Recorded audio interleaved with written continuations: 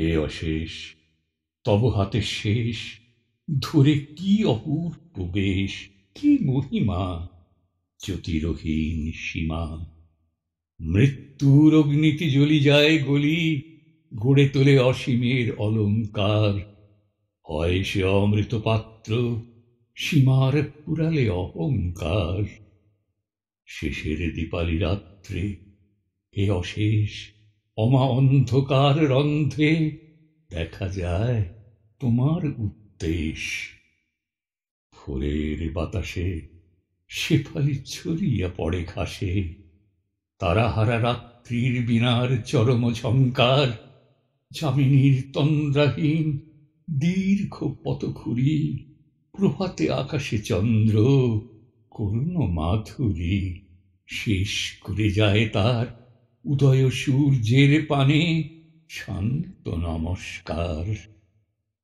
যখন কর্মের দিন ম্লান ক্ষীণ, গোষ্ঠে চলা ধেনু সম, সন্ধ্যার সমীরে চলে ধীরে আঁধারের তীরে, তখন সোনার পাত্র হতে কি অজস্র স্রোতে তাহারে করাও স্নান অন্তিমের সৌন্দর্য ধারায়। যখন বর্ষার মেঘ নিঃশেষে হারায় বর্ষণের সকল সম্বল, শরৎ শিশুর জন্ম দাও তারে শুভ্র সমুজ্জ্বল। এ অশেষ, তোমার অঙ্গনে ভার মুক্ত তার সাথে ক্ষণে ক্ষণে খেলায় রঙের খেলা, ভাষায় আলোর ভেলা।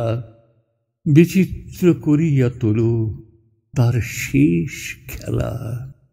ক্লান্ত আমি তারি লাগি অন্তর তৃষিত, কত দূরে আছে সেই খেলা ভরা মুক্তি অমৃত। বধূ যথা গধূলিতে শেষ খট ভরে, বেণুচ্ছায়া ঘন পথে অন্ধকারে ফিরে যায় ঘরে। সেই মতো হে সুন্দর মোর অবসান, তোমার মাধুরী হতে সুধাস্রোতে ভরে নিতে চায় তার দিনান্তের গান। এ ভীষণ তব স্পর্শঘাত অকস্মাৎ, মোর গূঢ় চিত্ত হতে কবে চরম বেদনা উৎস মুক্ত করি অগ্নি মহোৎসবে। অপূর্ণের যত দুঃখ যত অসম্মান, উচ্ছ্বসিত রুদ্র হাস্যে করি দিবে শেষ দীপ্যমান।